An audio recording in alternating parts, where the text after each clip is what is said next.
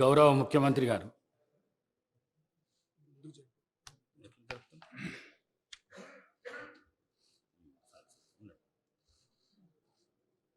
మూడవ తెలంగాణ శాసనసభ యొక్క సభా అధ్యక్షుడిగా గడ్డం ప్రసాద్ కుమార్ గారిని ఈ శాసనసభలో కాంగ్రెస్ పార్టీ, భారత రాష్ట్ర సమితి, అదేవిధంగా సిపిఐ, ఎంఐఎం పార్టీలు ప్రత్యక్షంగా మద్దతు పలికి ఏకగ్రీవంగా ఎన్నిక కావడానికి, అదేవిధంగా భారతీయ జనతా పార్టీని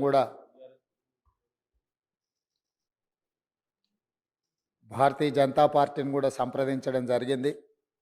వారు కూడా పరోక్షంగా ఈ ఎన్నిక ఏకగ్రీవం కావడానికి సహకరించారు.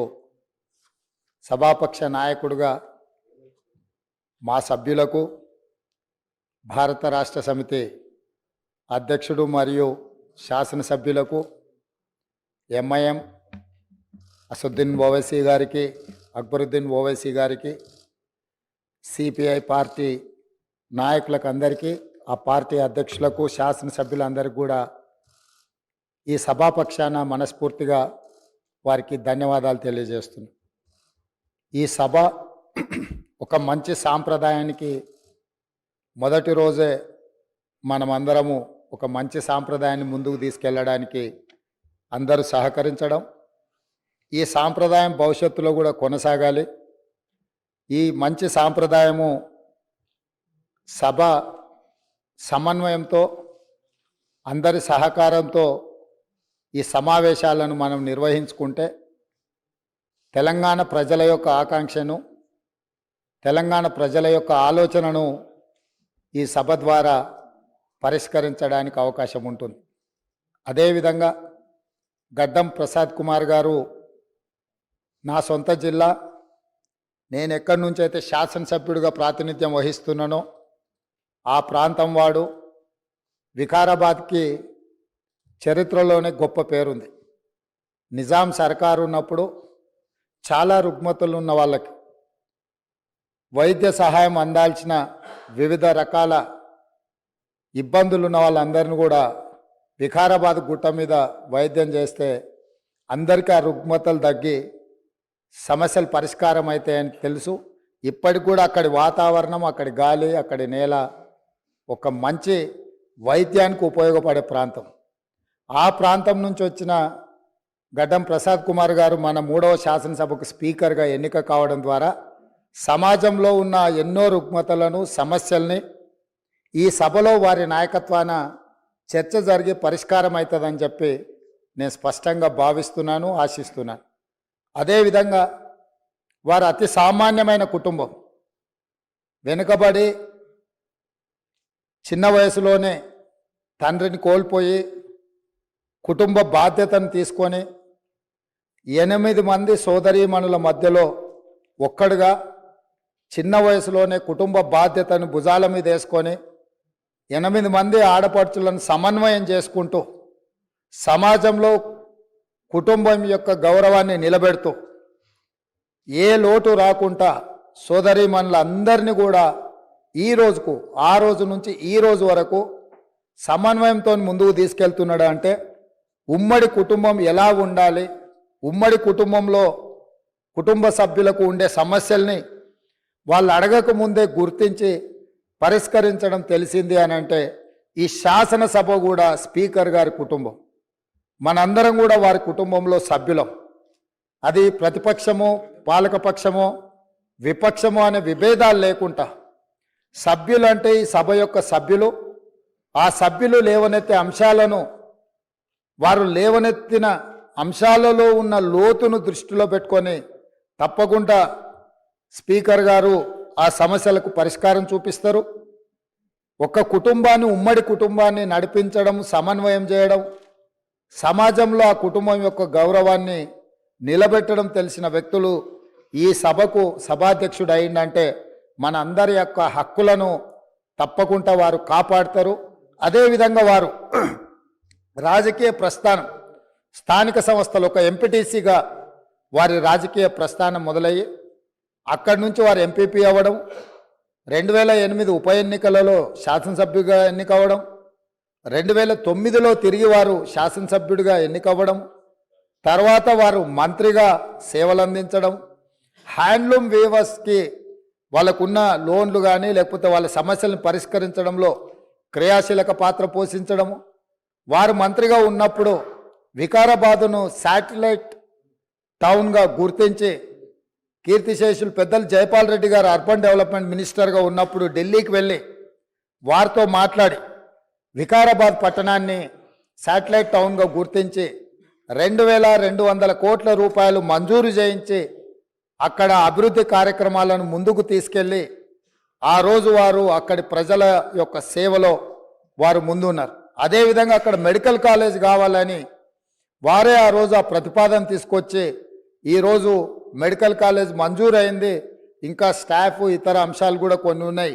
వారే అక్కడి నుంచి ఆదేశాలు ఇచ్చి తప్పకుండా ఆ సమస్యను పరిష్కరించడమే కాకుండా అప్పా జంక్షన్ నుంచి వికారాబాద్ మన్నగూడ చౌరస్తా వరకు రోడ్ వైడనింగ్ విషయంలో కానీ వీట్లల్లో కూడా వారు ప్రత్యేకమైన చొరవ చూపించి ప్రాంతం యొక్క అభివృద్ధిని వారు ఎప్పుడూ మర్చిపోకుండా వారు ఎన్నికలలో గెలిచిన ఒకవేళ ఫలితాలు వారికి అనుకూలంగా రాకపోయినా వారెప్పుడు కూడా ప్రజలకు దూరంగా ఉండలేదు.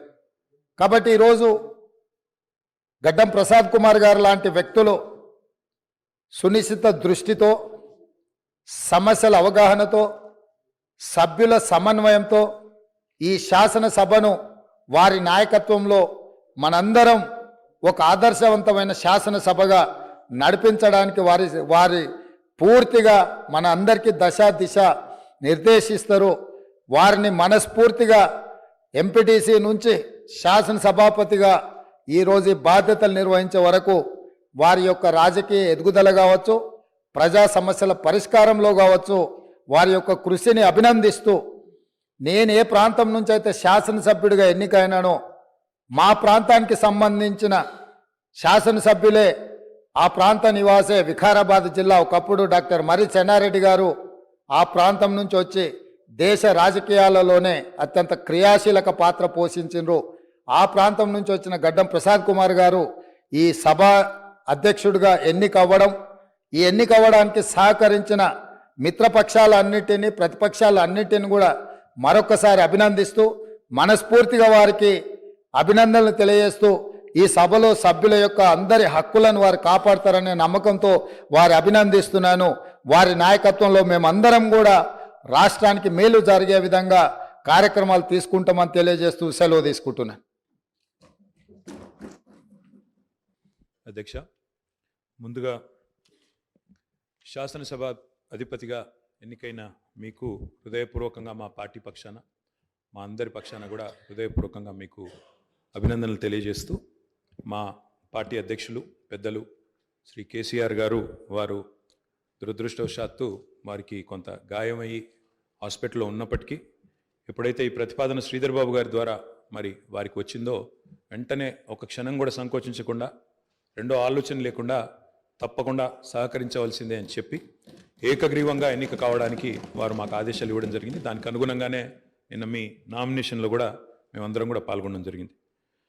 అధ్యక్ష, మీతో వ్యక్తిగతమైన అనుబంధం కూడా నాకు చాలా ఉంది. మీరు 2009 శాసనసభకు ఎన్నికైన నాడు నేను కూడా మీతో పాటు సహచర శాసనసభ్యుడిగా ఉన్నాను.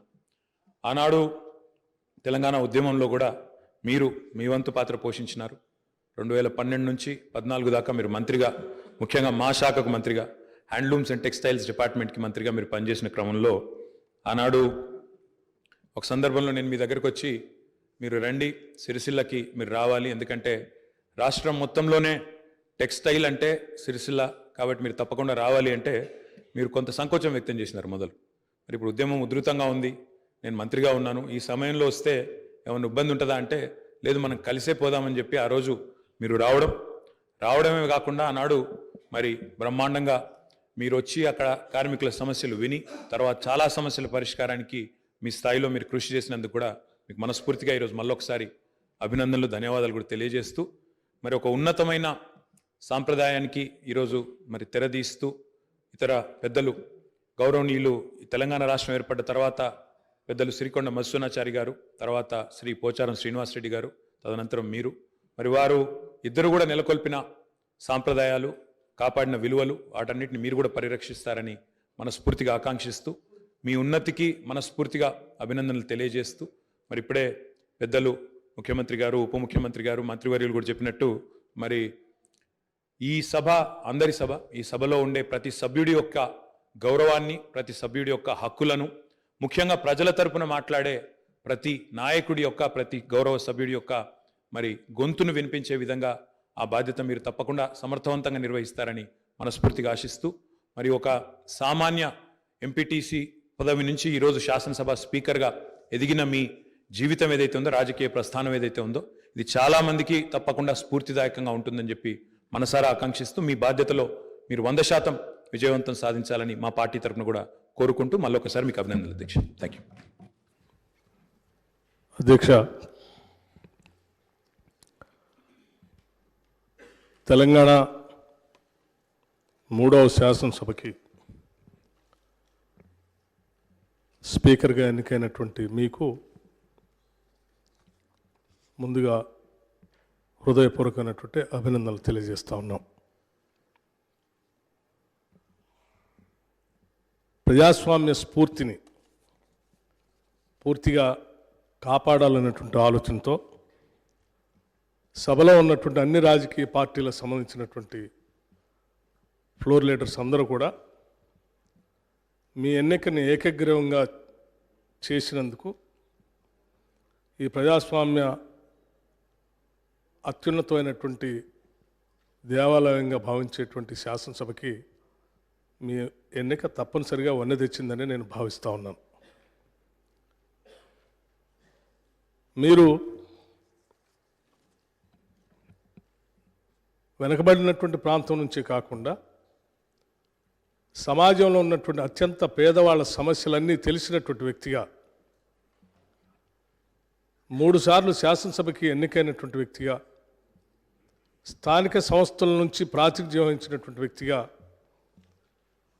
మీ శాసనసభ స్థానం తప్పనిసరిగా ఈ సభలో ప్రజల సమస్యలపైన లోతుగా చర్చించడానికి పెద్ద ఎత్తున ఉపయోగపడుతుందని మేమందరం భావిస్తున్నాం, ఆశిస్తున్నాం కూడా.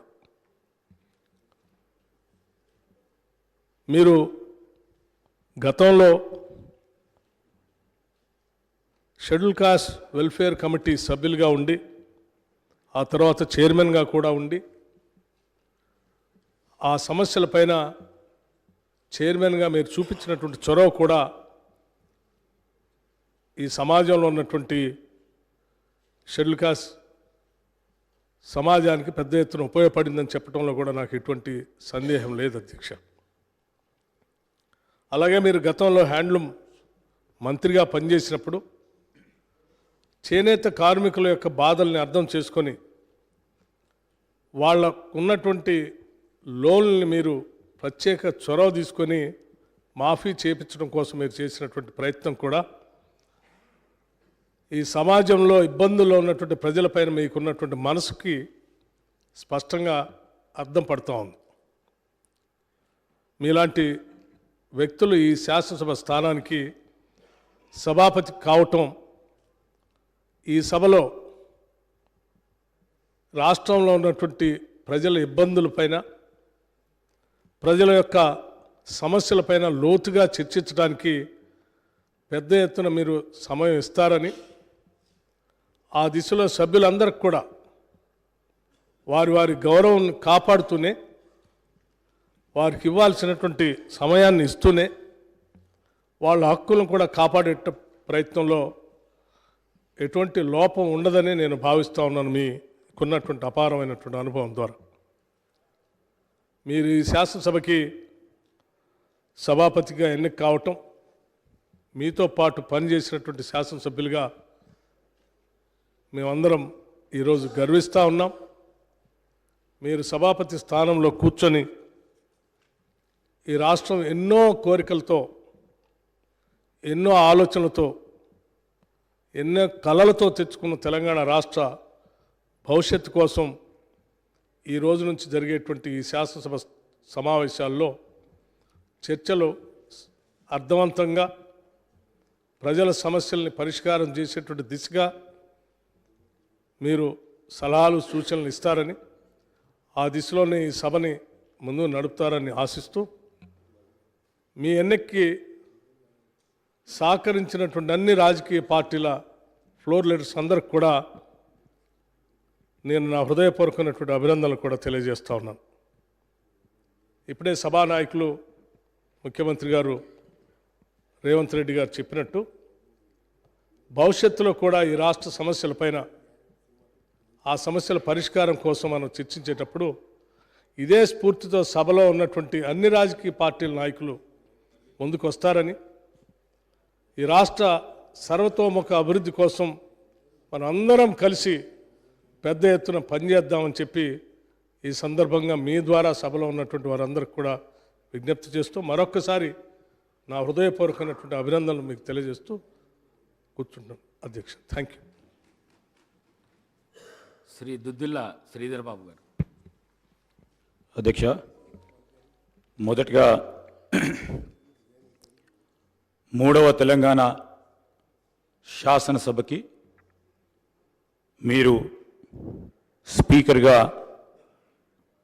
ఎన్నిక కావటం మా అందరికీ కూడా హర్షణీయం. మీకు అభినందనలు తెలియజేస్తూ,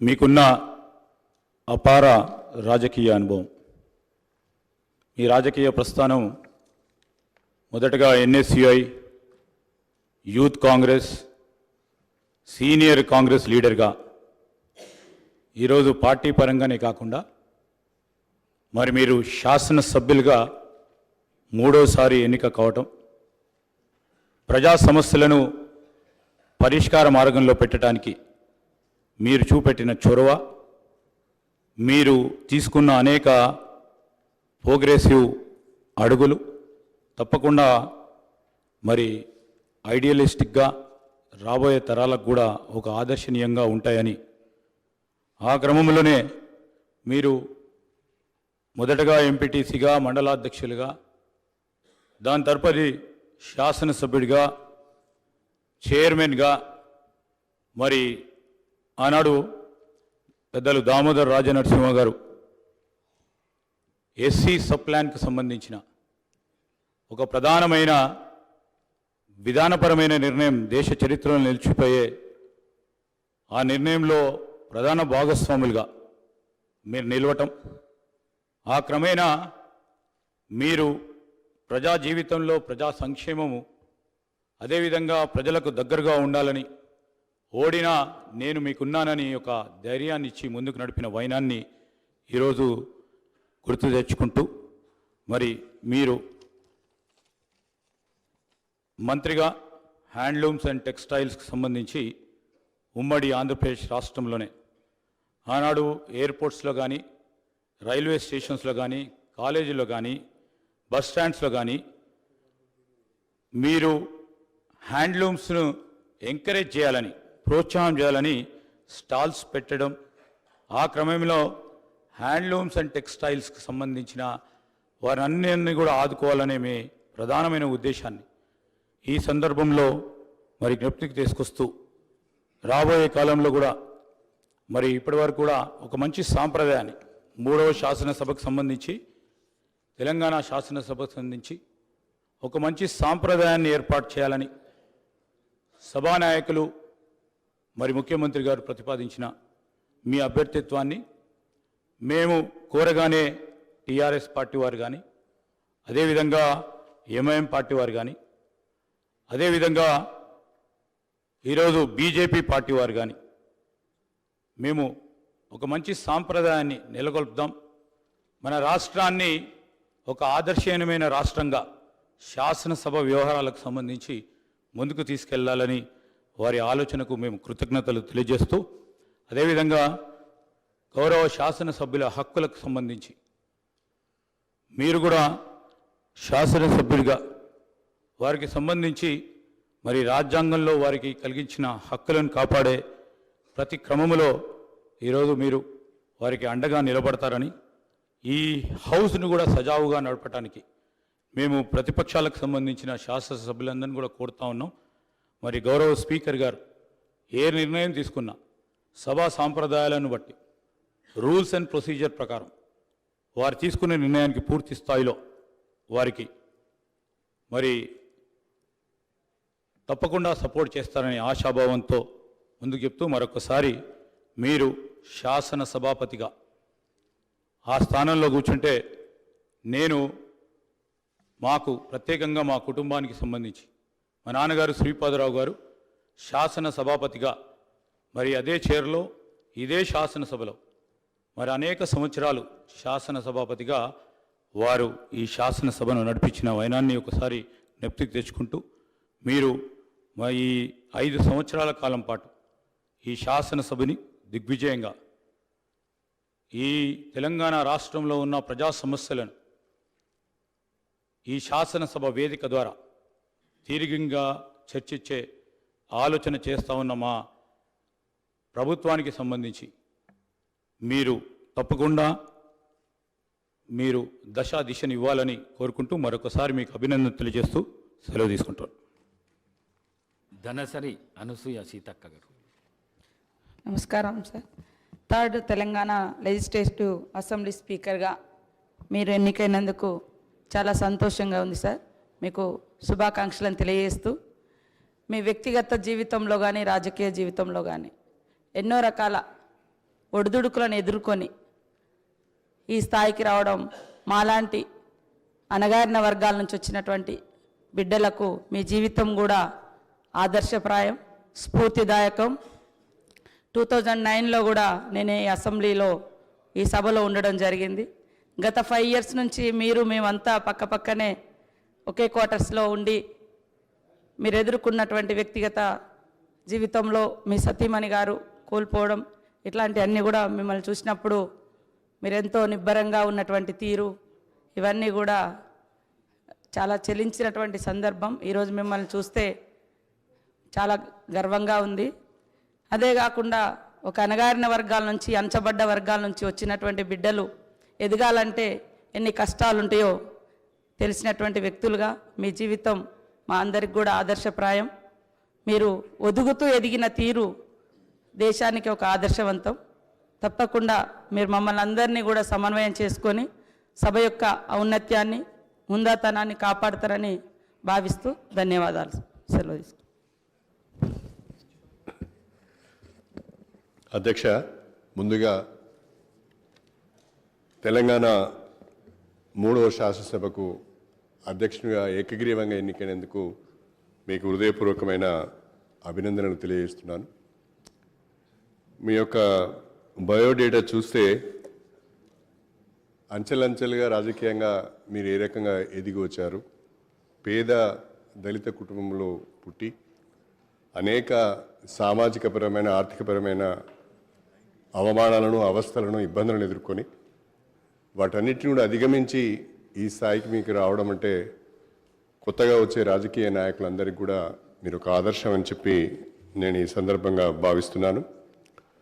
గతంలో కూడా దళిత జాతుల నుంచి చాలామంది ఆ స్థానానికి వచ్చారు. గతంలో ప్రతిభా భారతి గారు పనిచేశారు. గతంలో బాలయోగి గారిని కూడా మనం చూసాం. బాలయోగి గారు కూడా లోక్సభ స్పీకర్గా పనిచేశారు. దళిత జాతిలోకి అవకాశం వచ్చినప్పుడు వాళ్ళ యొక్క సమర్థతను, పరిపాలనా దక్షతను ప్రూవ్ చేసుకుంటారనటానికి బాలయోగి గారు, ప్రతిభా భారతి గారు కూడా ఒక నిదర్శనం చెప్పడంలో నాకు ఎలాంటి సందేహం లేదు. ఆ స్థాయిలో మీరు కూడా ఈ శాసనసభ స్పీకర్గా ఈ సమర్థవంతంగా ఈ సభను నడిపి సభ్యులందరికీ కూడా సమాన అవకాశాలను కల్పిస్తూ ప్రజా సమస్యలపైన ఫలితాన్నిచ్చే చర్చలు జరిగే విధంగా తోడ్పడతారని నేను భావిస్తున్నాను. ఒక ఎంపీటీసీగా, ఒక ఎంపీపీగా, 3 సార్లు ఎమ్మెల్యేగా ఎన్నికైన అనుభవం మీకుంది. క్షేత్రస్థాయి పరిస్థితులు మీకు తెలుసు. గ్రామీణ ప్రాంతంలో వెనుకబడిన ప్రాంతం నుంచి వచ్చారు మీరు. సామాజికంగా వెనుకబడిన వర్గం నుంచి వచ్చారు మీరు. మీకంటే సమస్యలు తెలిసిన వాళ్ళు ఇంకే వేరెవరు ఉంటారని నేను అనుకోను. కాబట్టి ఆ వెనుకబడిన ప్రాంతాల యొక్క, వెనుకబడిన వర్గాల యొక్క సమస్యలు చర్చకు వచ్చినప్పుడు ప్రత్యేకమైన శ్రద్ధ పెట్టి సమయం ఇచ్చి ఆ సమస్యలు పరిష్కారమయ్యే విధంగా మీరు సహకరించాలని చెప్పి నేను ప్రత్యేకంగా కోరుకుంటూ మరొకసారి మీకు హృదయపూర్వకమైన అభినందనలు తెలియజేసుకుంటూ సెలవు తీసుకుంటున్నాను.